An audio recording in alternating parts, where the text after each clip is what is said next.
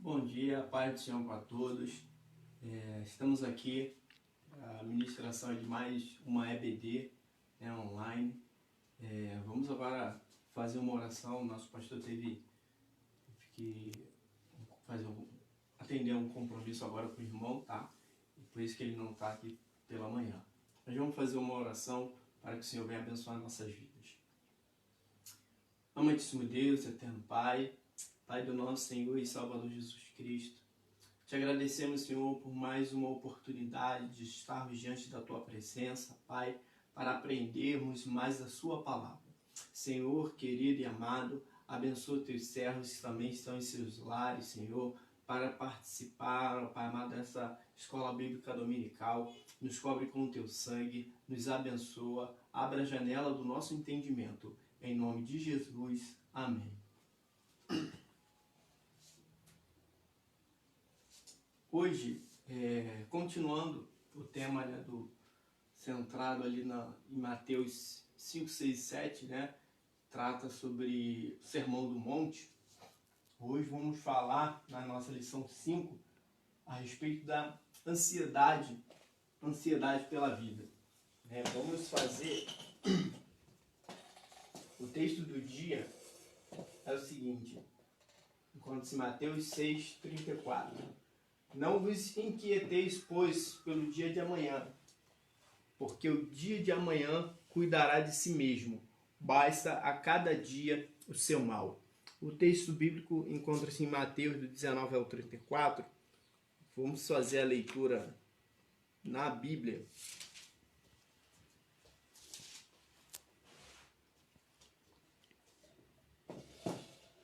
Mateus 6, a partir do versículo 19. Epígrafe diz, o tesouro no céu, o olho puro, os dois senhores, a ansiedade, solicitude pela nossa vida. Ansiosa solicitude pela nossa vida. 19 diz assim: não ajunteis tesouros na terra, onde a traça e a ferrugem tudo consomem, e onde os ladrões minam e roubam. Mas ajuntai tesouros no céu, onde nem a traça nem a ferrugem consomem, e onde os ladrões não minam nem roubam.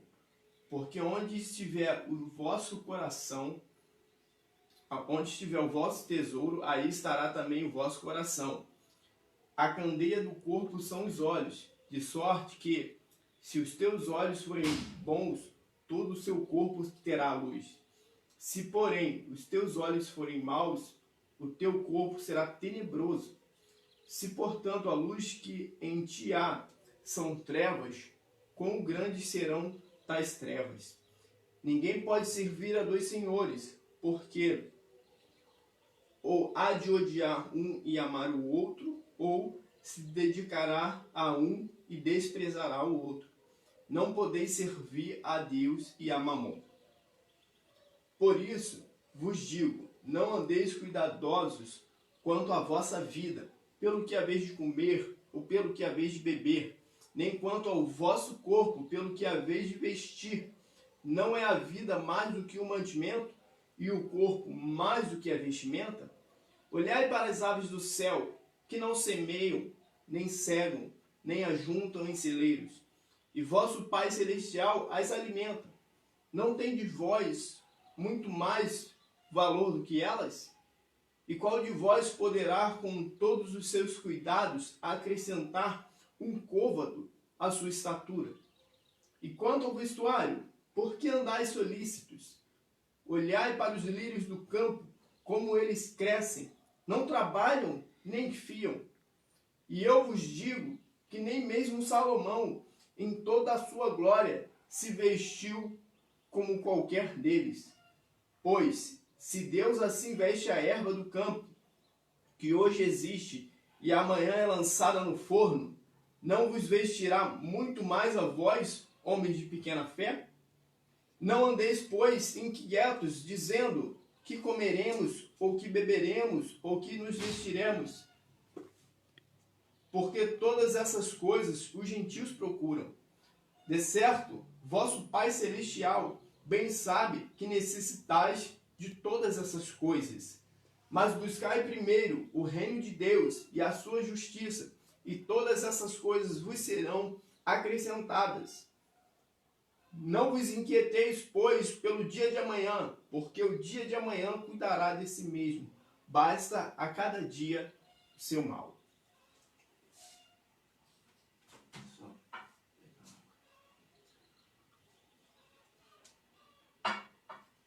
Então, como falei anteriormente sobre o tema da aula, falaremos hoje sobre ansiedade pela vida, né?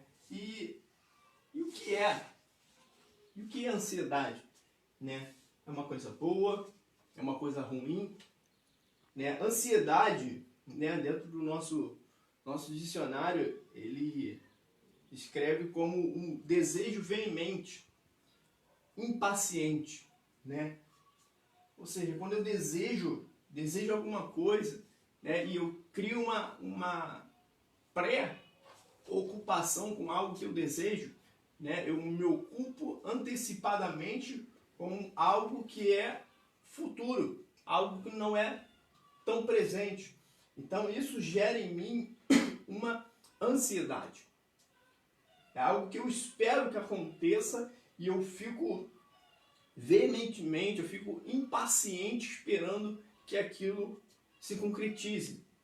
E esse sentimento de ansiedade, ele nos dias atuais, ele tem sido muito nocivo, né? Ele sempre foi nocivo, mas nos dias atuais ainda mais por conta do advento da internet, das redes sociais, né? Que nós acabamos tendo acesso ao mundo, né? Do outro lado, a uma realidade que não é nossa, a realidade da vida alheia. Então isso tem gerado uma ansiedade, um grau de ansiedade muito grande na vida das pessoas. E isso tem atingido a nós também, né, evangélicos, cristãos, porque uma outra descrição da definição, né, de ansiedade diz que é um sentimento ligado à preocupação, nervosismo e medo intenso. Então eu fico com uma preocupação intensa, isso gera um nervosismo também intenso, e por muitas vezes essa ansiedade ela pode ser por medo, né, porque eu posso me ocupar, né, antes de algum acontecimento que eu acredito que seja ruim para mim. Então eu fico preocupado, aquilo me gera uma ansiedade, e se não vigiarmos podemos parar até mesmo no hospital. Então Jesus ele vem abordando agora esse tema, não para que nós não venhamos a ficar ansiosos, né, inquietos com algumas coisas. E o que mais nos gera ansiedade nesse momento ali que Jesus está tratando são riquezas. A busca por bens materiais. Por isso que ele termina ali em Mateus 6, ali no finalzinho, ele fala só: buscai primeiro, ou seja, priorize o reino de Deus e a sua justiça. Mas lá no versículo 19, algo importante, né? A gente tem que buscar o ponto de equilíbrio. O que Jesus quis nos ensinar, né? Porque ali no Sermão da Montanha é uma grande aula, né? Uma grande lição que Jesus está fazendo ali, um grande discipulado, é o equilíbrio, tá? Entre o que eu desejo, o que Deus pode me dar e como eu me comporto para obter isso, né? Para que não me gere uma ansiedade, porque a ansiedade, ela de certa forma, ela é uma desconfiança, ela é uma falta de confiança. Porque quando nós confiamos no Senhor, eu não vou andar ansioso, porque eu tenho fé em Deus. Né? E o que é a fé? Né? É o firme fundamento daquilo que eu espero, porém não vejo. Embora seja contrário, embora seja algo impossível aos olhos humanos, mas eu espero que Deus vai fazer um milagre, que Deus vai operar, que Deus vai curar, que Deus vai abrir a porta. Mas é eu esperar com confiança no Senhor, sem gerar essa ansiedade. No versículo 19 diz assim, ó, não ajunteis tesouros na terra, onde a traça e a ferrugem tudo consomem, e onde os ladrões minam e roubam. Mas ajuntai tesouros no céu, onde nem a traça, nem a ferrugem consomem, e onde os ladrões não minam nem roubam. Por que ele está nos ensinando isso? Aí ele fala o porquê no versículo 21. Porque onde estiver o vosso tesouro, aí estará também o vosso coração. Então a preocupação de Cristo aqui é com o coração. Não é com a questão de eu ter ou não tesouros. Mas é porque onde está o meu tesouro, ali estará o meu coração. Ali estará depositado o quê? A minha confiança. Ali estará depositada a minha esperança. A pessoa que tem abundância de recursos, né, materiais, né, uma conta bancária bem abastecida ali, se ela não vigiar, a confiança dela vai estar onde? No seu recurso. Não, eu estou tranquilo, porque se surgir uma emergência, eu tenho esse dinheiro, eu tenho isso, eu tenho aquilo, eu tenho um bom plano de saúde. Então a pessoa começa a confiar na estrutura que ela montou para si. Né? Aí como Jesus falou para aquele, naquela parábola, louco, se hoje te pedirem a sua alma, do que adianta eu ter um celeiro cheio? Jesus em nenhum momento está dizendo que eu não possa ter um celeiro cheio. Né? Uma conta com uma boa quantidade de recursos. Não, ele está dizendo para eu não colocar ali o meu coração. Então o que Jesus quer tratar nesse momento é do coração dos seus discípulos.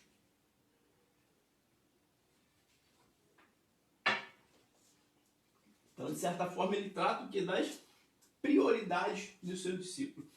Só para a gente olhar esse quadro aqui, porque ele é bem importante. Vamos aproximar a câmera aqui. Depressão e suas causas. Essa pesquisa, né, ela nos coloca aqui que o Instagram, né, uma rede social, né, ela é responsável por causar depressão, ansiedade, imagem corporal negativa, cyberbullying, falta de sono e medo de perca. Tá? Aqui está a fonte da pesquisa. Segundo a ONU, mais de 5,8 milhões de pessoas foram diagnosticadas com depressão. Então, ou seja, 38% das pessoas que participaram da pesquisa relatam que impactos negativos isso só de uma rede social, tá? Isso do Instagram. Por quê? Você tem acesso à realidade de uma outra pessoa. Né? Você às vezes está ali passeando no seu Instagram, no seu Facebook, no status do seu WhatsApp, e você tem acesso à realidade de uma outra pessoa. E talvez a sua realidade esteja totalmente diferente. Às vezes você gostaria de estar viajando, né? Imaginando um cenário diferente da pandemia, embora eles estejam começando a liberar o turismo em alguns locais, mas analisando um cenário sem pandemia, tá? Às vezes você está em sua casa, você gostaria de estar viajando, você gostaria de estar tendo um outro tipo de refeição, né? Ou uma outra realidade no seu casamento, uma outra realidade com uma estrutura familiar, e você tem acesso à realidade de outros.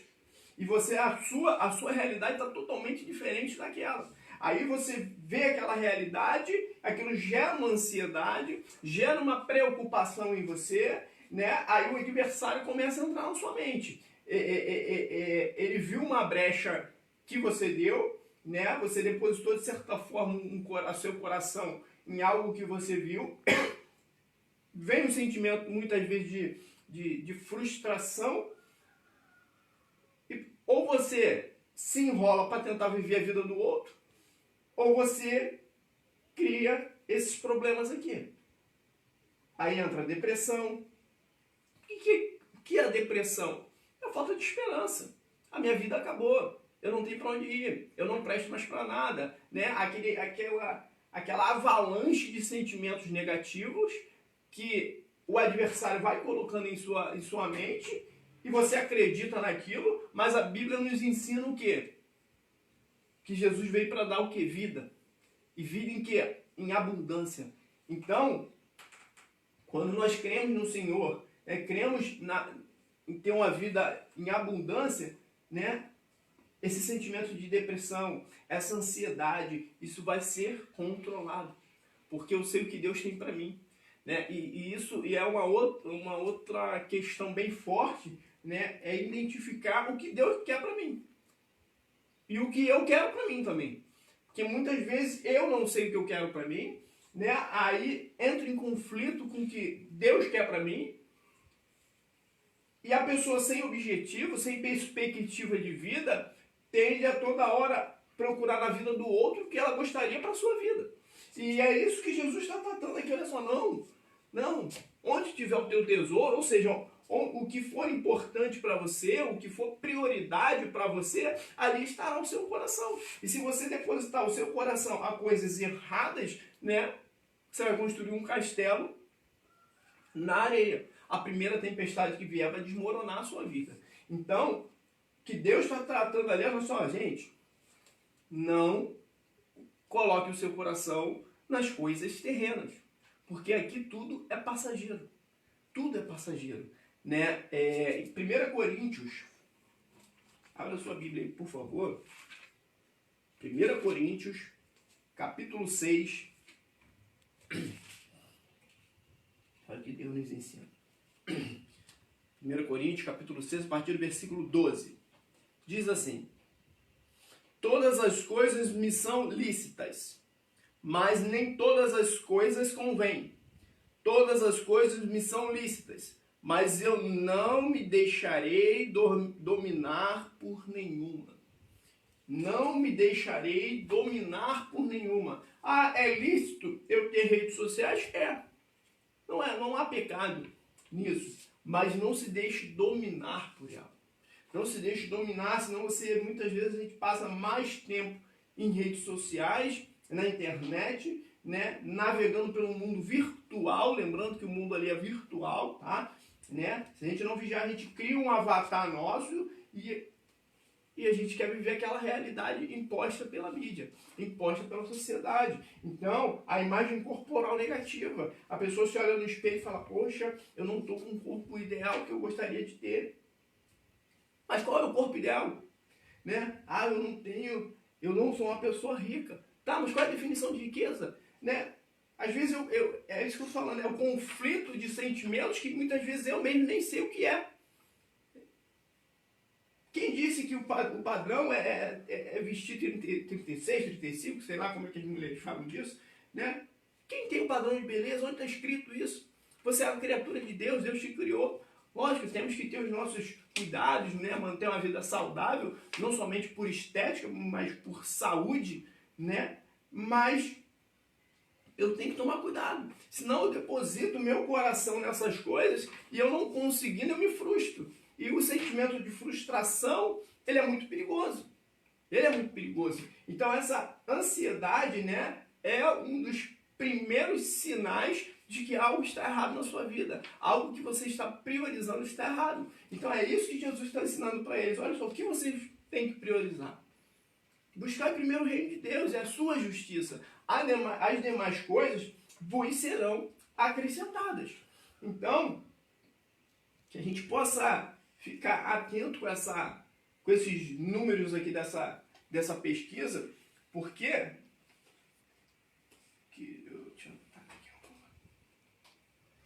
aqui, Brasil, segundo a OMS, Organização Mundial de Saúde, o Brasil tem a maior taxa de ansiedade.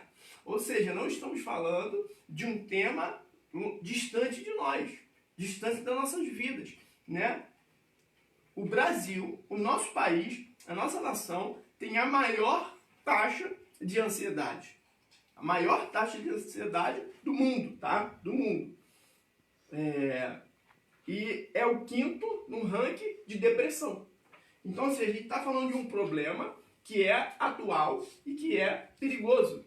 E porque muitas vezes as pessoas criam essas doenças, né? A depressão e a ansiedade, por conta da falta de confiança no Senhor.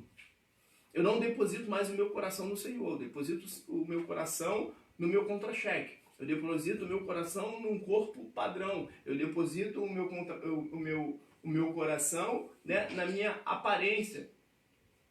Então as pessoas hoje, né, tentam fazer de tudo para que os sinais da velhice não apareçam, tentam fazer de tudo para ter um corpo padrão, tentam fazer de tudo para demonstrar uma alegria que muitas vezes não tem, tentam fazer de tudo para demonstrar uma riqueza que muitas vezes também não tem. Muitas vezes se endividam, né? Às vezes entram em dívidas com bancos, com agiotas, né? Usam o cartão dos outros para quê? Para demonstrar uma riqueza que não é a sua realidade. Então isso é muito perigoso. E assim, e esse sinal de ansiedade, a gente pode perceber, eu até como profissional estudioso dessa área, a ansiedade, você consegue perceber ela até pela fatura do teu cartão de crédito. Né? Porque o que é o cartão de crédito? Né? É um crédito que você não tem, é um crédito, digamos assim, pré-aprovado, que você tem no cartãozinho, você usa para conquistar algo que é futuro. E você vai pagando ali. Por que não juntar o dinheiro e comprar aquilo à vista? Porque eu sou ansioso, eu sou compulsivo, eu quero agora, eu quero hoje. Não, eu tenho um cartão aqui, eu pego um cartão emprestado, então adquiri hoje. Então, esse estudo de taxa de ansiedade, ele pega isso tudo. E porque esses sinais, mas eu não posso usar meu cartão de crédito? Pode, continua usando o teu cartão de crédito, mas sempre com cuidado. Será que eu preciso comprar isso hoje? Porque eu não posso comprar isso amanhã. Será que eu quero comprar isso hoje porque eu preciso ou porque alguém comprou e eu quero ter também? Então são sinais que demonstram que o meu coração, o meu tesouro está na terra, está no mundo. Mas eu tenho que pensar, puxa, o Senhor me ensinou para eu buscar primeiro as coisas do reino dos céus. Jesus me ensinou para eu não depositar minha confiança nas coisas terrenas. Poxa, eu estou confiando nisso aqui. Eu estou depositando a minha realização. Eu estou depositando a minha alegria nesse bem material que eu quero adquirir hoje. Se eu não tiver isso hoje, vai me gerar uma depressão. Eu vou ficar triste, né? Eu vou ficar eu vou sentir o cyberbullying, porque fulano tem, eu não tenho, e ele fica publicando que ele tem, e aquilo me constrange, me aflige, eu quero ter hoje, eu quero comprar, eu quero possuir. Calma, calma. Vamos vigiar para esses sinais que estão aparecendo na tua vida, demonstrando sinais de ansiedade. E isso é muito perigoso, e não somente para a sua vida, perdão, para a sua vida material, para a sua saúde física e mental, mas para a sua vida espiritual. A gente vê o profeta Elias. O profeta Elias, ele derrota ali, diante da presença do Senhor, né, os profetas de Baal. E diante da ameaça ali de Jezabel, vem um sentimento, uma angústia ali, um sentimento que ele não conseguiu controlar, e ele vai para a caverna e ele sente medo daquela situação, medo, né, lembra que eu falei que a ansiedade também está ligada ao medo intenso, porque gera uma ansiedade para algo ruim que está acontecendo. Você não só fica ansioso com coisas boas que estão para acontecer, mas com coisas ruins também. Então ele começa a depositar confiança, ele perde a confiança no Senhor e deixa o medo dominar. Então ele sofre uma crise de ansiedade, ele vai para a caverna tentando fugir daquele problema, achando que aquilo, né, iria guardá-lo de um possível ataque de Jezabel. E o anjo chega diante dele, ele não quer comer, ele pede a morte. E o anjo, não, calma, come, levanta aí, come, bebe, muito grande é a tua caminhada. Então, às vezes, o Senhor ele tem que enviar um anjo a nós, né? E por muitas vezes, talvez, a forma de o Senhor falar hoje é essa aula, a forma de o Senhor entrar na sua casa e falar, meu filho, minha filha, calma. Não andeis ansiosos com o que é a vez de vestir, com o que é a vez de comer. Sou eu o seu provedor. Sou eu, Jeová Jireh, o Deus que provê. Então, aí você não fica mais ansioso. Ah, Anderson, mas eu não devo estudar, eu não devo me planejar. Não, você deve se planejar. A gente vai ver algumas leituras aqui, Deus está nos ensinando ao planejamento. Vamos lá em Lucas 14. Lucas 14.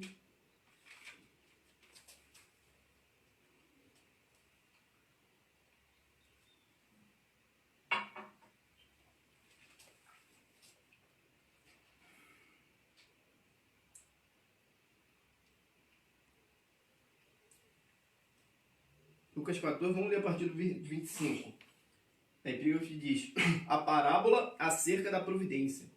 Ora, ia com ele uma grande multidão e voltando disse: se alguém vier a mim e não aborrecer a seu pai e mãe e mulher, filhos, irmãos, irmãs e ainda também a sua própria vida, não pode ser meu discípulo. E qualquer que não levar a sua cruz e não vier após mim, não pode ser meu discípulo.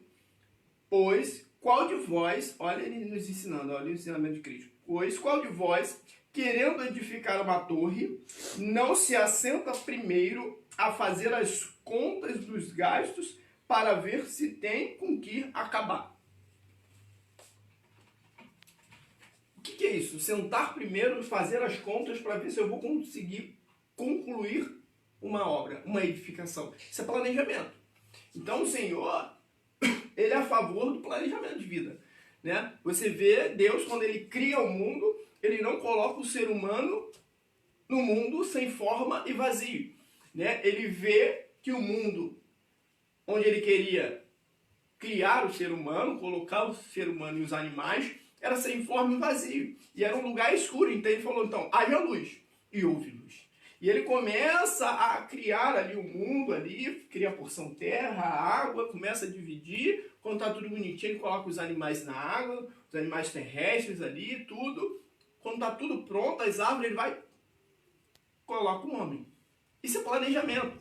Isso é a execução de algo que foi planejado. Então, a própria vinda do Cordeiro, né, Isaías, 700 anos antes, já profetiza que viria o Messias, né? A Bíblia a todo momento nos indica que viria o Messias. E o Messias veio logo lá no início, lá em Gênesis 3,15, quando ele fala, né, que pisaria ali na serpente. Não. Ele veio no decorrer. Veio após. Ou seja, de tal forma que Deus nos mostrou que em algum momento ele parou, ele planejou enviar o seu filho ao mundo. E a execução seria no decorrer de um tempo. Então a gente tem que planejar a nossa vida, mas sempre confiando no Senhor. Porque o do homem é o planejamento do nosso coração. Mas é do Senhor que vem a provisão, que vem a execução e a permissão para que tudo aconteça. Em Tiago, nos ensina que, né, eu tenho que tomar até cuidado quando eu me planejo. Amanhã eu vou fazer isso, amanhã eu vou fazer aquilo. E eu não sei se amanhã eu estarei aqui. A gente vai abrir esse texto bíblico mais adiante. Mas eu quis colocar esse quadro aqui da internet, né? Que resumidamente peguei essa pesquisa do Instagram, mas tem pesquisa de Facebook, de WhatsApp também, que é uma das redes sociais com a maior causa aí de divórcio, de adultério é o WhatsApp, tá? Então a gente tem que vigiar com essas coisas, mas essa do Instagram aqui é a que mais alertou por conta que trata justamente do assunto que estamos falando hoje, que é a ansiedade.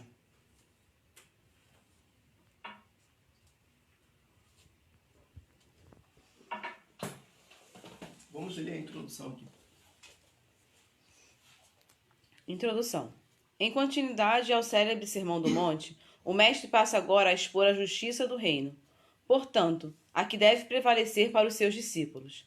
Nessa primeira sessão de ensino, Jesus aborda pontos básicos do dia a dia, que dizem respeito não apenas do seu núcleo apostólico, mas a todos os discípulos, que em todos os tempos e lugares aceitarem o chamado para seguir a Cristo. Devem orientar suas vidas de acordo com o que aqui está exposto. Mesmo porque, para quem ora e se expressa com a oração do Pai Nosso, nada diferente pode ser esperado. A ansiedade vai muito além de um sentimento ou estado psíquico, pois hoje já se sabe que ela é a fonte de doenças não apenas emocionais, mas também físicas, sendo ela mesma, quando persiste em um nível drástico, uma patologia conhecida como transtorno de ansiedade. A organização social favorece o desenvolvimento desse mal-estar físico e psíquico, levando as pessoas a manterem permanentemente ansiosas. O resultado desastroso dessa estratégia é que a sociedade termina pensando que tal estado de correria é normal. Técnicas comerciais levam a população a consumir sem necessidade, tendo que por isso aumentar sua jornada de trabalho. Assim forma-se uma bola de neve, pois as pessoas querem se sentir atuais, isto é, na moda, para serem aceitas e incluídas, endividando-se além de suas condições, tendo então que trabalhar mais do que o recomendável. Como resultado, muitos adoecem, outras ansiosas por causa da ditadura da beleza e do corpo perfeito, adotam dietas desproporcionais ou ingestão de anabolizantes, recorrendo a artifícios para ficar em forma. Por outro lado, a ansiedade também é uma fonte de obesidade. As pessoas comem mais do que precisam para saciar, de alguma forma, sua ansiedade. O fato é que a ansiedade despropõe o ser humano à fácil dominação. Pesquisadores dizem que não é recomendável ir ao mercado quando se está com fome, pois a pessoa acaba comprando mais do que precisa. Enfim, sobre todos os aspectos, a ansiedade é nociva.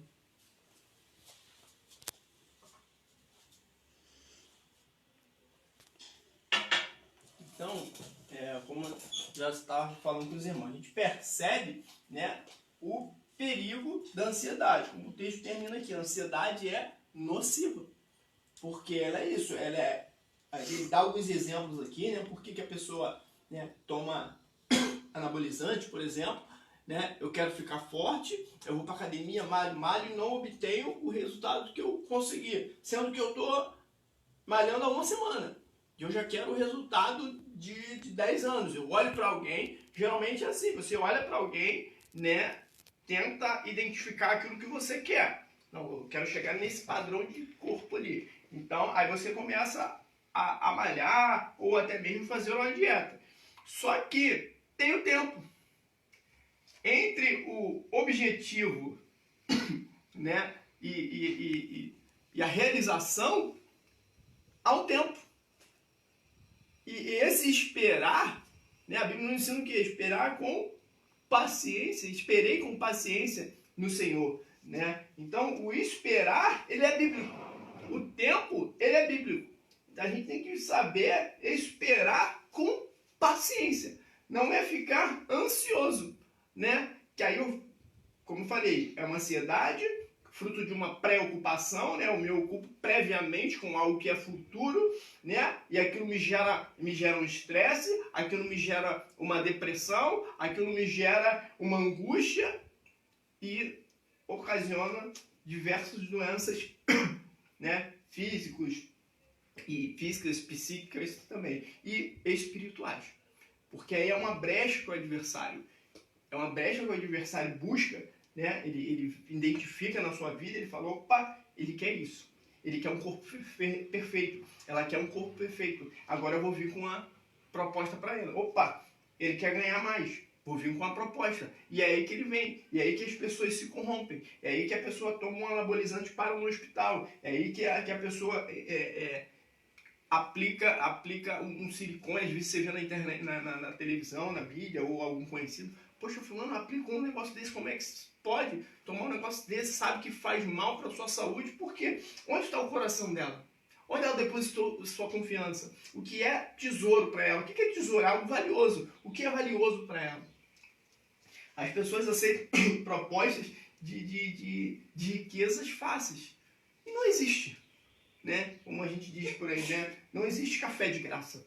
Né? Então não existe a vida fácil, a conquista fácil, sem suor. Né? A Bíblia nos ensina que nós conquistaríamos, né, os bens terrenos de que forma? Com suor.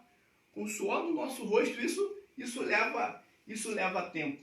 Né? Então, assim, até nas técnicas, digamos assim, comerciais de vendas, se você algum dia fizer um curso de venda, ou você facilmente passear no teu Facebook aí e ver as propagandas que tem ali, a frase que eles mais usam ali, né? Olha, vagas limitadas. Olha, está se esgotando, para te dar um sentimento de urgência ali, e você, não, eu preciso comprar agora, senão eu vou perder esse desconto, eu vou perder isso que eles estão me proporcionando. Poxa, esse pacote de viagem está muito barato, e às vezes você não queria nem viajar, mas ele gera aquela ansiedade em você, e você clica e compra. Você clica e faz uma inscrição em alguma coisa, você clica e compra um bem material, aí você compra e... Aí depois aquele sentimento passa. Você passou o sentimento. Por quê?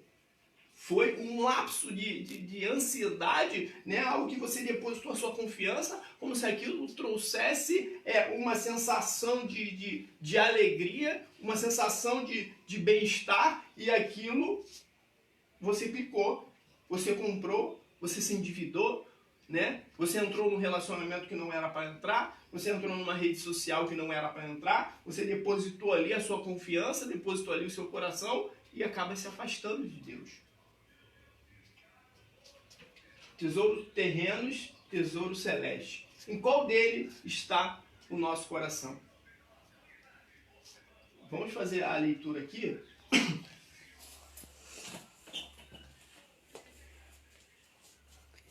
Tesouro terrestre versus tesouro celeste. Em qual deles está o nosso coração?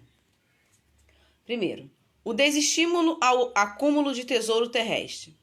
Em uma sociedade cujo valor maior está em ter cada vez mais e assim conquistar prestígio, Jesus ensina justamente o contrário. Exaurir-se de uma busca frenética para acumular bens terrestres não é uma forma saudável para viver, pois a fragilidade de tais bens traça ferrugem e ladrões, demonstra claramente tal verdade. Segundo, o incentivo ao acúmulo de tesouros celestes. O estilo de vida dos discípulos não é outro, senão o do Mestre. Jesus disse que sua comida era cumprir a vontade do seu Pai e assim realizar o que ele veio executar. É importante lembrar que tal obra é abrangente. O Mestre a destinou aos seus seguidores para que dessem continuidade e levassem adiante. Assim, ser rico para com Deus significa orientar-se pelos valores e justiça do reino, onde o bem é realizado, ou seja, acumulado, gerando tesouros celestes que serão revelados no fim como galardão.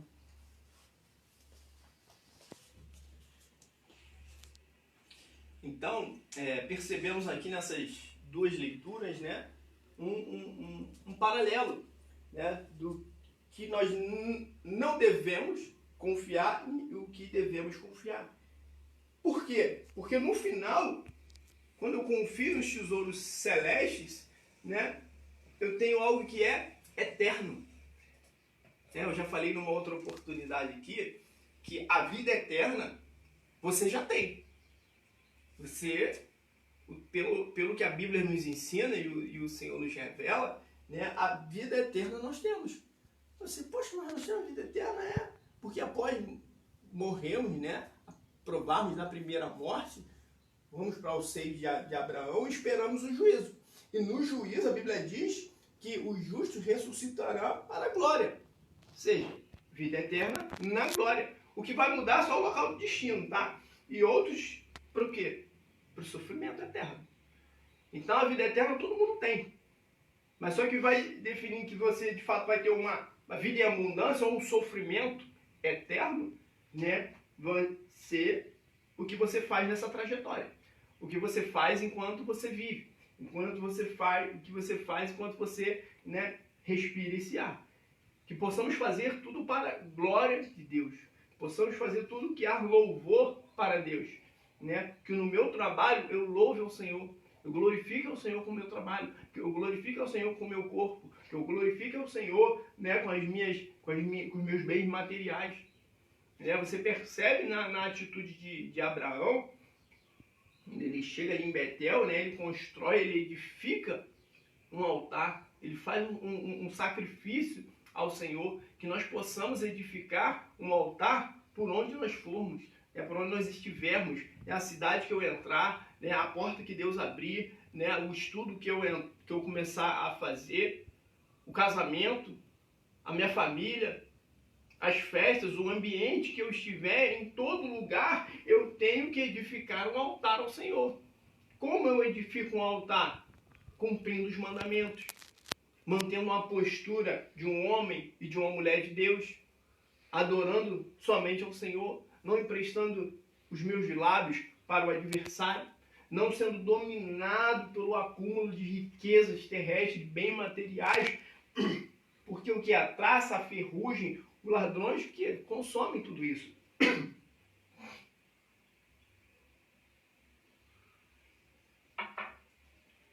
Então, que a gente possa viver o que o Senhor separou para mim, a porção que Deus separou para mim. Quando Deus ele cria o seu povo ali, os hebreus eles saem do Egito em busca da terra prometida, em busca de Canaã, né? Aí Moisés morre, entra Josué. Josué tem a missão de distribuir a herança, né? Ou seja, cada tribo tinha a sua porção. Você tem a sua porção, eu tenho a minha porção. Você tem bênçãos, né, que Deus quer te dar. Eu também tenho as bênçãos que o Senhor reservou para mim. A sua bênção não vai ser igual à minha, a minha não vai ser igual à sua. A sua bênção vai ser na porção que Deus te determinar para ti, e a minha na porção que o Senhor determinar para mim. Mas o problema disso é o quê? É quando eu inverto isso, eu deixo, daqui a pouco a gente vai falar nos próximos temas aqui, dos olhos, né? Onde estão os seus olhos? O que você tem deixado entrar na sua vida? Né? Porque os nossos olhos, o nosso ouvido, né? Que são isso? São entradas, né? São meios de entradas para o quê? Para o nosso coração, para a nossa mente. Eu vejo algo, eu cobiço algo, eu desejo algo, aquilo vai para o meu coração, aquilo talvez vira até um estilo de vida, né? Gera uma ansiedade e um sentimento perigoso, tá? O lugar do coração. Vamos fazer essa leitura aqui. O lugar do coração. A contraposição ou antítese entre os dois lugares de acúmulo, terra e céu, se dá por causa do coração. Os desejos, as vontades, as emoções, o intelectual, enfim, todo o nosso ser estará voltado para o que nos for mais caro e importante, ou seja, o nosso tesouro. Se o nosso tesouro estiver nas coisas transitórias e efêmeras da vida, estaremos então perdidos, pois elas perecem facilmente, fazendo com que percamos a esperança. Todavia, se a nossa confiança estiver em Deus e em seu reino, nosso tesouro estará em lugar seguro, devendo perdurar por toda a nossa existência terrena e até a nossa eternidade.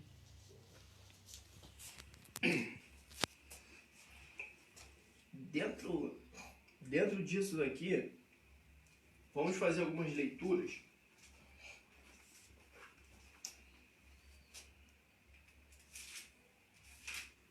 Primeiro vamos em 1 Coríntios 15. 1 Coríntios 15. Abra sua Bíblia, por favor, para a gente tentar se aproximar um pouco, né? 1 Coríntios 15.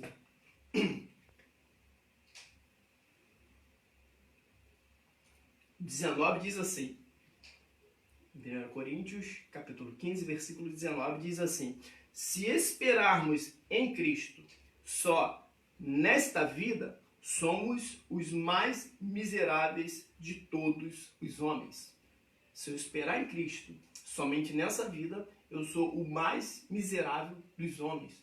Ou seja, estou falando um sentimento de miséria. Ou seja, o que é a miséria? Né? É quando eu não tenho nada, né? Eu careço e necessito de tudo para minha subsistência.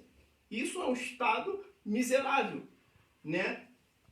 Então, o que o apóstolo está despertando ali para os coríntios? Olha só, se nós esperarmos em Cristo só nessa vida, nós somos os mais miseráveis. Que é isso que eu quero? É um tesouro terreno? É nisso que eu coloco a minha confiança? É isso que vai me satisfazer? O sentimento de satisfação para a minha vida e para a sua vida está baseado num carro? Está baseado em uma casa? Está baseado em recursos, né, monetários? Não. O sentimento de satisfação tem que estar, né, em eu possuir a presença de Deus. Né? Eu estar na sombra do Altíssimo. Esse tem que ser o meu sentimento de satisfação, porque eu sou satisfeito, porque eu estou na presença do Senhor, eu estou vivendo uma vida plena com o Senhor. As demais coisas nos serão acrescentadas. São os acréscimos que o Senhor nos dá. Ele nos ensina, né? Pedir, dá-se-vos-á. Aquele que pede e recebe mal, porque pediu mal. O Senhor nos ensina a orar, sim, mas Ele sempre nos adverte a termos cuidado. Abra, por favor, Provérbios 30.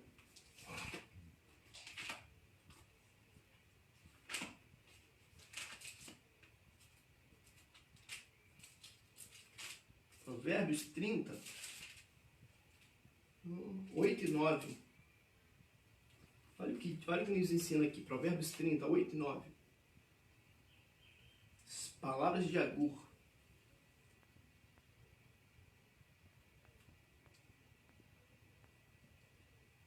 Vamos ler a partir do 7.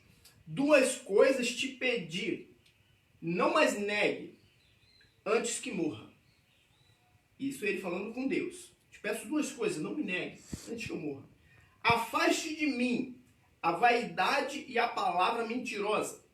Não me deis nem a pobreza, nem a riqueza.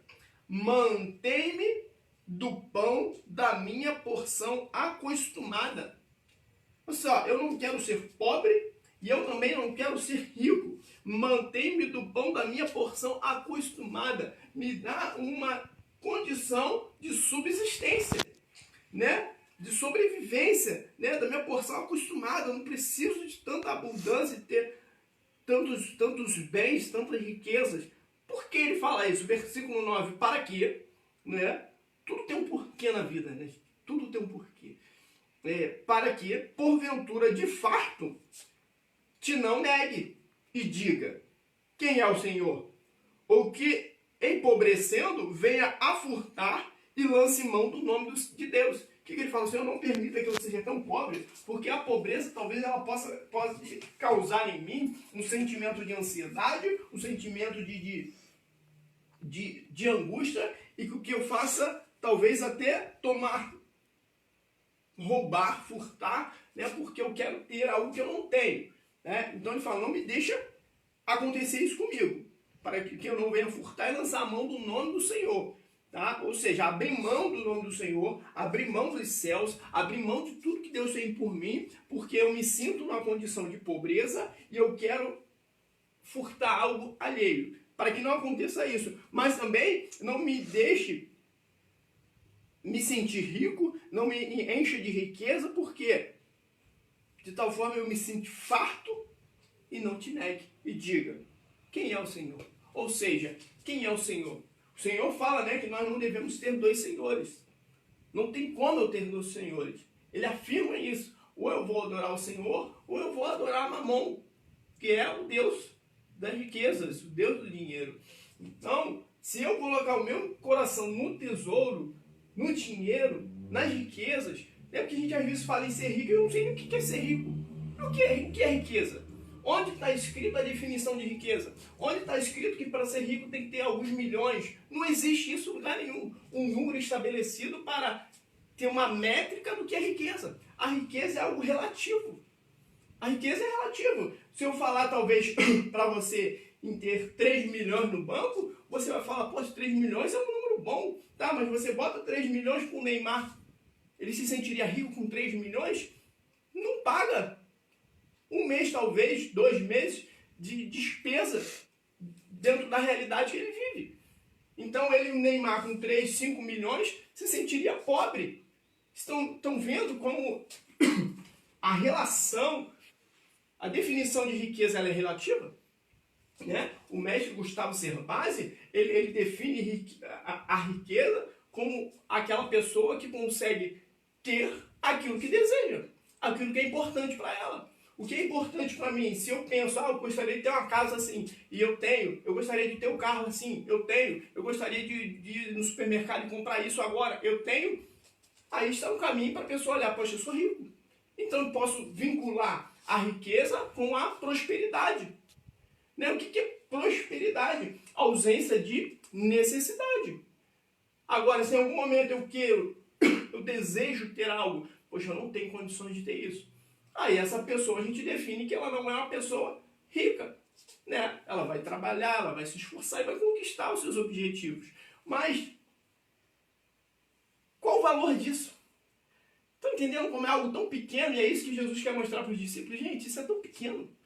Isso aí é traça, corrompe, acaba com tudo. Quantas pessoas estavam num patamar de riqueza e veio a pandemia e acabou com o seu negócio, acabou com o seu comércio, né? A gente vê um ramo de turismo aí, as pessoas não podendo viajar. Quantas pessoas perderam seus empregos, seus altos salários, seus cargos, por um vento que veio, sem controle. A humanidade não consegue controlar isso, né? Os estudiosos, né, com a sua capacidade intelectual, com a sua capacidade de gestão, com a sua capacidade de gerência, de prever os riscos, não conseguiu controlar uma pandemia, porque é incontrolável, veio de Deus. Foi permissão de Deus para mostrar para o homem a sua limitação. E a gente pode pegar o cenário atual para identificar o risco que eu corro quando eu coloco o meu coração nas coisas terrenas. Onde está o meu coração? Onde está o meu tesouro? Quantas vidas perderam aí o seu tesouro? Aí gerou tudo aquilo que falamos no início. Né? Ansiedade, depressão, né? Crises conjugais, crises familiares, né? Agressão verbal, física, por quê? Há um descontrole. Por quê? Porque abala aquilo que a pessoa tinha depositado a sua esperança. Quando a nossa esperança está em Cristo, a gente não corre esse risco. Vamos em... Abra sua Bíblia em Lucas. Essa passagem aqui, ela é muito rica também. E é o Senhor ensinando alguns princípios ali de confiança aos discípulos, tá? Preste bem atenção no que nós vamos abordar agora. Lucas 22, versículo 35. Né? Em Lucas 22, né, Pedro é avisado ali que ele negaria ao Senhor. Aí no versículo 35, olha o que o Senhor diz. Jesus conversando com seus discípulos e disse-lhes: quando vos mandei sem bolsa, alforge ou sandálias, faltou-vos, porventura, alguma coisa? Eles responderam: nada nos faltou. Vamos ver que cenário foi esse. Lucas 10. Lucas 10. 3 e 4. Lucas 10, Jesus, é a missão dos 70 discípulos, né? Ele separa de 2 em 2 e os envia para pregar o evangelho. E no versículo 3 e 4, olha só, ele orientando os seus discípulos ali, olha o que ele diz: ide, eis que vos mando como cordeiros ao meio de lobos. Não leveis bolsa, nem alforge, nem sandálias. E a ninguém saudeis pelo caminho. E em qualquer casa onde entrares, dizei primeiro: paz seja nesta casa. Olha o que ele fala. Vocês vão fazer a missão, tá? Naquele tempo eles tinham que ir caminhando, né, pregando o evangelho, de cidade em cidade. Mas vai. Ele falando: olha só, estou te mandando cumprir o meu mandamento, né? Esse ministério que eu tenho para a vida de vocês, essa missão do evangelho, né, de pregar a palavra. Ide. Não leva bolsa, não leva sandália reserva, não. Confia na minha provisão.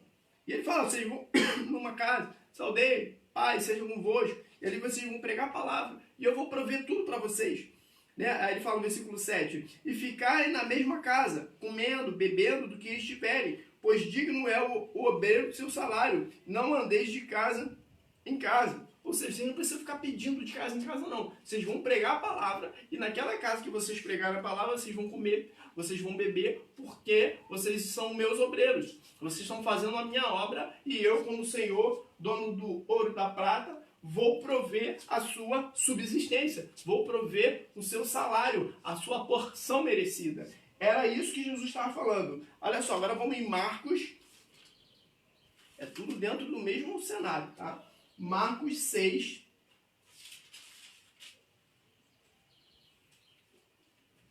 A partir do versículo 30. A primeira multiplicação de peixe. Olha o que acontece. E os apóstolos ajuntaram-se a Jesus. Ou seja, ajuntaram-se. Eles não estavam com Jesus. Eles ajuntaram-se a Jesus. E contaram-lhe tudo quanto os tinha feito, como o que tinha ensinado. Ou seja, Senhor, nós cumprimos a sua missão que o Senhor nos ensinou, que está descrita lá em Lucas 10. Fomos pregar o seu evangelho, não levamos sandálias, não levamos bolsa, tá? E ali eles se ajuntaram a ele. E ele disse, vinde vós aqui à parte, a um lugar deserto, e repousai um pouco. Aí, peraí. Vamos só pular alguns versículos aqui.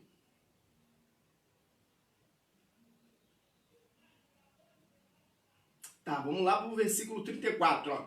E Jesus, saindo, viu uma grande multidão e teve compaixão deles, porque eram como ovelhas que não têm pastor. E começou a ensinar-lhes muitas coisas.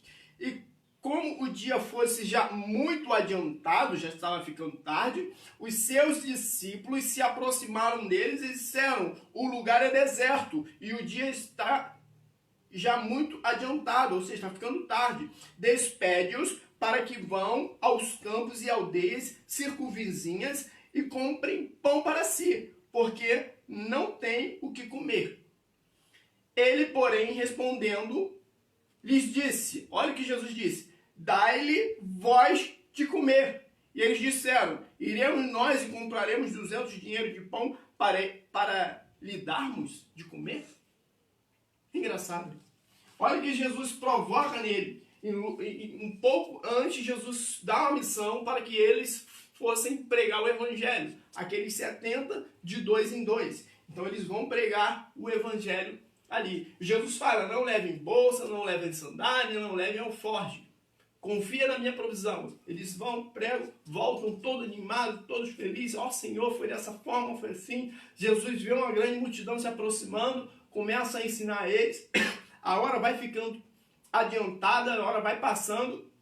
Os discípulos olham para aquela situação e falam assim, é melhor a gente dispersar essa multidão, né, para que eles sigam os seus rumos e comprem comida, comprem pão para se alimentar. E Jesus olha para ele e fala assim, dá-lhe voz de comer.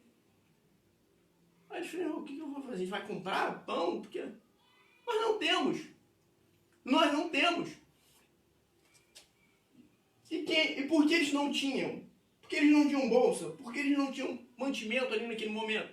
Porque o Senhor os ensinou dessa maneira. E aí Lucas 22, né, quando ele está ensinando, já se preparando ali para a crucificação ali, ele fala, ele relembra eles, vocês lembram? Quando eu mandei vocês irem e não levarem bolsas, faltou alguma coisa? Eles falaram, nada faltou. Nada faltou. Então é essa confiança que o Senhor está ensinando aqui em Mateus 6. Confiarmos no Senhor, colocarmos o nosso coração nas coisas de Deus. E esse ponto aqui também é muito importante que nós vamos tratar agora, né? A malícia e a pureza dos nossos olhos. Vamos à leitura. O olho é como lâmpada do corpo. A visão é um dos sentidos mais utilizados. Por isso, os olhos são apontados pelo Mestre como fonte de saúde para todo o corpo. Tanto os olhos quanto o corpo aqui não devem ser entendidos simplesmente de forma literal. Vide, olhos do entendimento. Na verdade, o sentido da expressão é bem mais profundo, pois os olhos podem ser bons ou maus, puros ou impuros, sadios ou doentes, isto é, dependem da visão de mundo de quem olha. O corpo, por sua vez, não se trata unicamente da matéria, mas refere-se à totalidade do ser. Logo, a existência e a condução da vida dependem da qualidade da visão de mundo da pessoa. 2. Olhos bons, corpo iluminado. Pelo fato desta instrução estar sucendo ao assunto referente aos tesouros, certamente a saúde dos olhos está relacionada à perspectiva de vida de quem olha. Assim, se os valores da pessoa estão nos tesouros que se guardam para a eternidade, certamente ela será abençoada, ou seja, o seu corpo terá luminosidade real e verdadeira. Então, como eu já tinha comentado com os irmãos, né? Os olhos são o quê? Um meio de entrada, né, em nossa vida, em nosso coração. Eu olho, eu observo, eu cobiço, eu desejo algo. Então, quando o Senhor fala aqui, olha só, cuidado com seus olhos, né? Olhos, se o teu corpo for bom, todo o seu corpo será. Se os seus olhos forem luz, né? Se os seus olhos forem bons, todo o seu corpo será bom, todo o seu corpo será iluminado. Ou seja, Jesus está tratando o que aqui? De princípios, de desejos, de anseios, de vontades. Né? O que te atrai? Porque olhamos para aquilo que nos atrai. O que te atrai? O que você cobiça? São os tesouros materiais, né? É um padrão de beleza que o mundo tem colocado para nós? É isso que eu anseio? É isso que eu desejo? É isso que eu valorizo? É isso que eu priorizo? O Senhor está nos advertindo a respeito disso. Olha só, se o seu corpo for bom, se os seus olhos forem bons, se não houver malícia nos seus olhos, todo o seu corpo será luz. Por quê? Só vai adentrar, só vai ser importante, só vai para o seu coração aquilo que é luz.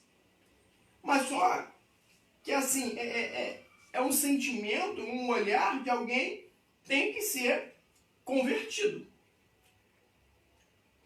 Nós somos um ser único. A Bíblia diz que o quê? A boca fala do que o coração está cheio. E como eu encho o meu coração pelo que eu ouço e pelo que eu vejo. Então aqui, quando eu sou convertido, quando eu estou liberto, eu vou olhar, eu vou desejar e eu vou valorizar as coisas que vêm do alto, as coisas que vêm do céu, as coisas que são de Deus, as coisas que edificam, né? Como lemos lá em Coríntios. Tudo me é lícito, mas nem tudo me convém. Tudo me é lícito, mas eu não me deixarei dominar por nada. Então, eu não vou me deixar dominar pelo que o adversário, pelos pratos que o adversário coloca diante de mim. Né? Lembra que eu falei, acho que foi na aula anterior, que eu citei até o exemplo de Judá, né? Quando Tamar ali se veste de prostituta para ter relação com ele. Por que ela se veste daquela forma? Para tentar derrubar a vida de Judá, né? Para tentar gerar um filho ali, né? Dentro do contexto ali. Mas dentro do contexto espiritual, o adversário vem, coloca aquela mulher como um prato para ele, para manchar a sua história. E por que ela consegue louvor? É porque ela consegue sucesso naquela ação dela, naquele plano dela. Porque os olhos de Judá eram maus. Os olhos de Judá estavam inclinados para prostitutas. Ele olhava, ele observava, ele desejava aquilo.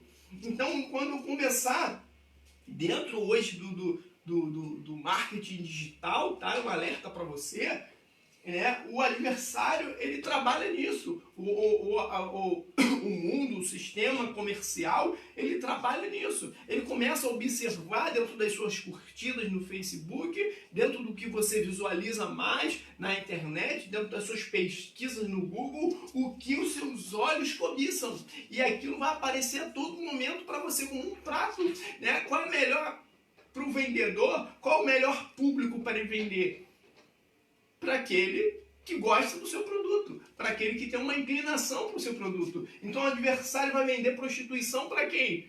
Para quem busca prostituição. Ele vai vender facilidade de riquezas para quem? Para quem busca facilidades. O dinheiro fácil, a proposta de negócio fácil, dinheiro rápido, né? Dentro da sua casa você vai ganhar dinheiro, você vai fazer isso, basta fazer aquilo, e você vai... Deixa eu só voltar aqui. Tá. E você vai sendo manipulado por aquilo. Não, eu gosto de assunto, meu assunto é política, meu assunto é aquilo, você vai ser bombardeado pelo aquele assunto, porque eles traçaram o seu perfil dentro daquela rede social, e você vai ser bombardeado pelo aquele tipo de informação, de tal forma que vai o quê? Te prender, né? E você fica o quê? Alienado com aquilo. Você fica o tempo todo, né? No celular, no Facebook, no Instagram, né? Porque você está vendo algo que você deseja, que você valoriza, né? Se eu sou um corretor imobiliário, só para te dar um exemplo, tá? Como funcionam essas coisas. Se eu sou um corretor imobiliário, eu vou te vender um imóvel, se eu vejo que você, né? Sem preconceito nenhum, tá, irmão? Mas se eu vejo que você é uma pessoa um pouco mais fortinha, né? Uma estrutura um pouco mais esbelta, eu vou te mostrar a academia ou eu vou te mostrar a área gourmet? Eu vou te vender a área gourmet. Tá vendo esse apartamento que é uma excelente área gourmet? Se eu vejo que você é uma pessoa mais inclinada para o fitness, eu vou te apresentar o imóvel e vou te mostrar a academia que o condomínio oferece. É assim que funciona, é assim que a internet funciona e é assim que o adversário trabalha. Então ele trabalha naquilo que os seus olhos veem, aquilo que atrai a sua atenção, aquilo que é ouro para você, aquilo que é tesouro para você. É nisso que Deus está nos ensinando. Então ele senta ali naquele sermão do monte, no Monte das Oliveiras, né, se eu não me engano, ele senta naquele local, ele começa a reunir, preparar os seus discípulos e ele fala disso. Ele, olha só, não ajunteis tesouro na terra, porque os ladrões roubam. A traça corrompe, a traça corrói, e aí tudo se acaba. O corpo bonito se acaba. As riquezas materiais se acabam. E o que vai restar de mim? O que vai restar de mim? Faça um pouco dessa, digamos assim, autoanálise. Olhe um pouco para dentro de si e tire isso aí que talvez você esteja valorizando, né? Poxa, eu sem meu carro, eu sem minha casa, o que sobra de mim? Né? Eu sem essa aparência, o que sobra de mim? O que tem que ter na sua vida em plenitude e em abundância é a presença de Deus.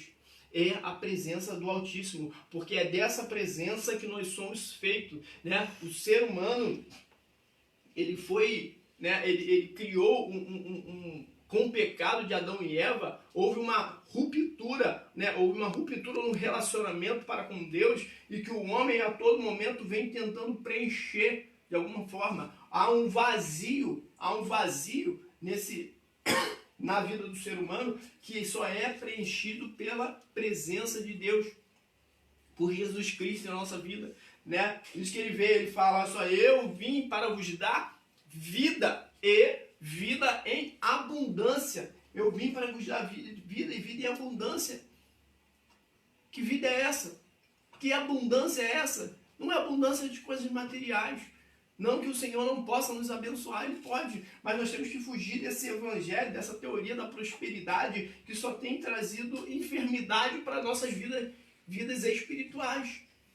Buscando demais as coisas materiais, estamos fugindo, nos distanciando do céu. Estamos nos distanciando do céu. Estamos, né, alguns lugares nem falam mais da volta de Cristo. Porque isso não vende. Isso não atrai público. Isso não atrai aplausos. Né? E o que atrai aplausos? É a teoria do me dá. Eu quero. Vamos parar com isso.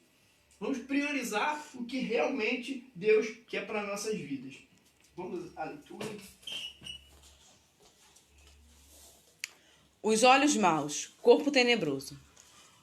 Contrariamente, se a visão do mundo da pessoa for mesquinha e tacanha, ela verá com maus olhos toda atitude de benevolência e generosidade. Se a lâmpada do corpo, ou seja, se o que era para ser luz, vê todas as coisas por um prisma materialista e, portanto, negativo, a luz que deveria haver nessa pessoa são trevas.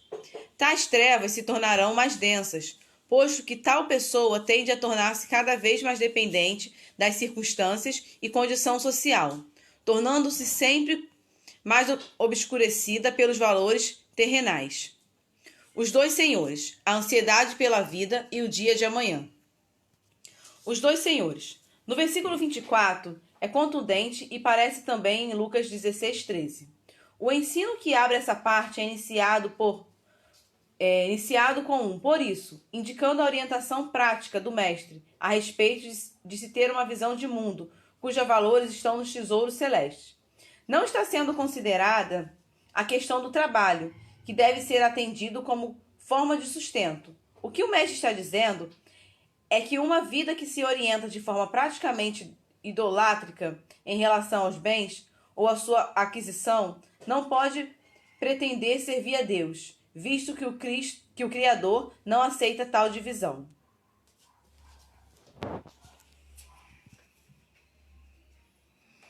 Então, aqui já, de certa forma, a gente já tratou desse assunto aqui, né? Tá no tópico anterior também.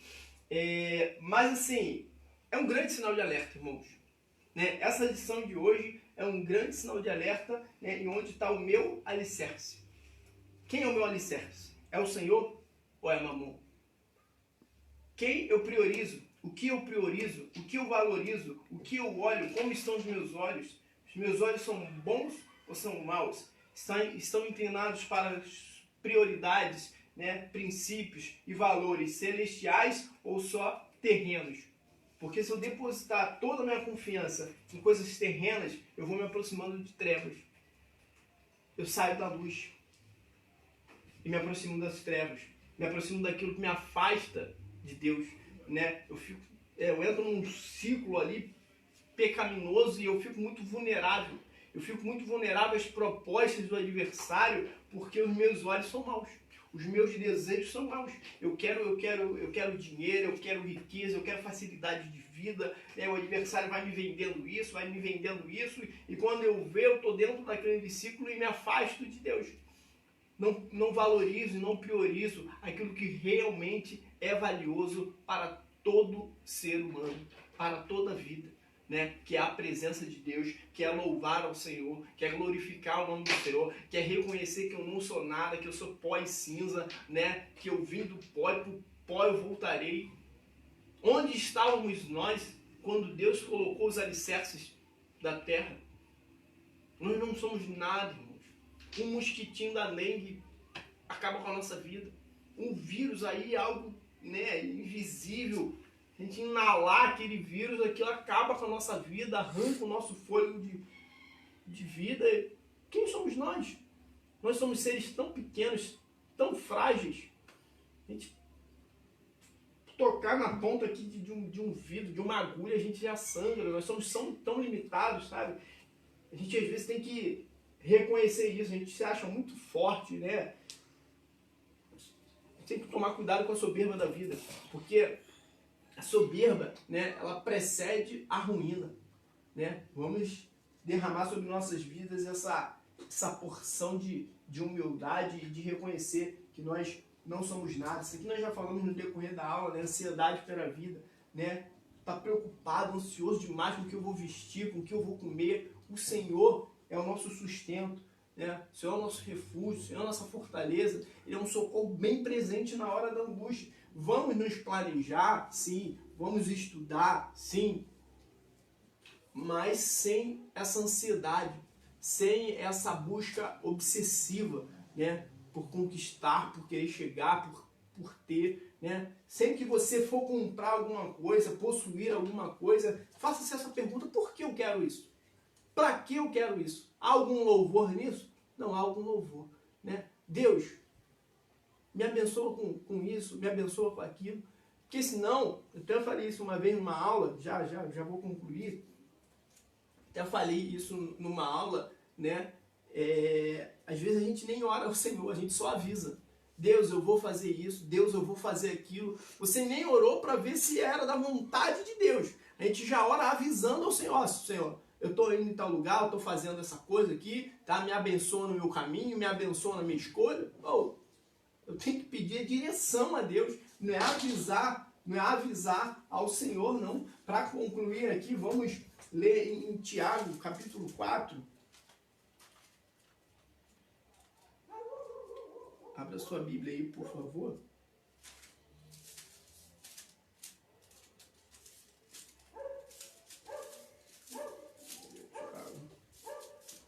Tiago, capítulo 4.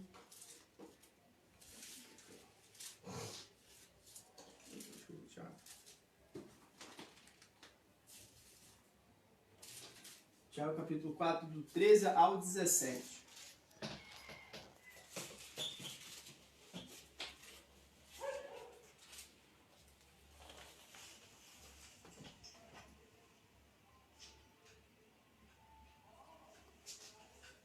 Diz assim, ó. Um sinal de alerta para todos nós, tá?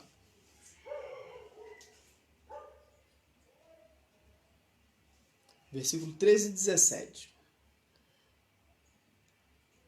Eia, agora, vós que dizeis, hoje ou amanhã iremos a tal cidade, e lá passaremos um ano, e contrataremos e ganharemos. Digo-vos que não sabeis o que acontecerá amanhã. Porque que é a vossa vida? É um vapor que aparece por um pouco e depois se desvanece. Que é outra versão, tá aqui na minha Bíblia. Mas é um alerta para nós. O que é a nossa vida? Como eu falei, a nossa vida é um sopro, né? Hoje eu tenho, amanhã eu não sei. 10h25 eu tenho, 10h30 eu não sei. Então, vamos planejar? Sim. Mas vamos sempre colocar nas mãos do Senhor. Senhor, se o Senhor me permitir, amanhã eu farei isso. Né? Colocando sempre a nossa vida em uma condição ali de dependência e de confiança no nosso Senhor. Conclusão. A mensagem do Mestre nessa primeira sessão, em que se tratou das coisas básicas do ser humano, é uma só: a orientação da vida. O discípulo não deve orientá-la da mesma forma que os pagãos, ou seja, dos que não conhecem a Deus, visto que aqueles que atenderam ao chamado de Cristo devem confiar nele, ao passo que os outros confiam em si. Né? Uns confiam em carros, outros em cavalos. E você? Confia em quê? No seu braço? Não. Não. Nós somos muito limitados e muito pequenos, né, diante do nosso Senhor.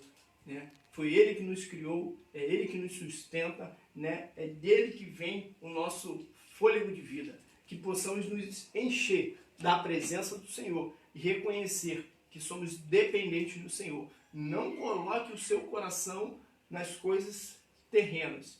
Coloque o seu coração nas mãos do Senhor.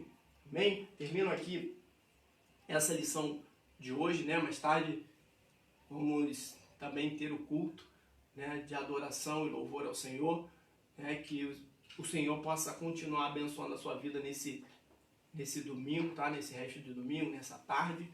E agradeço a todos que participaram dessa EBD. Bem, feche os seus olhos, vamos fazer uma oração de agradecimento ao Senhor. Amantíssimo Deus, eterno Pai, te agradeço, Senhor, por mais essa oportunidade de falarmos da Tua Palavra, de aprendermos, Senhor, da Tua Palavra. Repreenda, Senhor amado, todo mal, toda a fúria do adversário contra as nossas vidas, ó Pai. Que possamos, Senhor, colocar em prática, Deus amado, o que aprendemos aqui. Que possamos priorizar as coisas do reino do céu, do Seu reino, Pai. Buscar a Sua justiça, Pai. Com a convicção e com a certeza, com a fé, Pai amado, que as demais coisas nos serão acrescentadas, Senhor. O Senhor nunca desampara, Pai amado, o justo, ó Pai. Nunca vimos, Pai amado, o justo mendigar o pão e nem a a sua descendência passar fome, Senhor. Deus, em nome de Jesus, visita, Senhor, cada lar, Pai amado, representado aqui pelos teus servos, Pai amado, que estão participando dessa escola bíblica, ó Pai. Abençoa os teus filhos, ó Pai. Abre as janelas dos céus, ó Pai. Deus, em nome de Jesus, não permita que falte nada em nossa vida, ó Pai, mas não permita também que a riqueza, ó Pai, que a avareza, ó Pai, venha, Pai amado, nos consumir, ó Pai, de tal forma que nós venhamos a pensar que somos autossuficientes, Senhor. Deus, em nome de Jesus, nos cobre com o teu sangue. Te agradeço, Pai amado, pela tua presença, ó Pai amado, em nossas vidas, em nome de Jesus. Amém.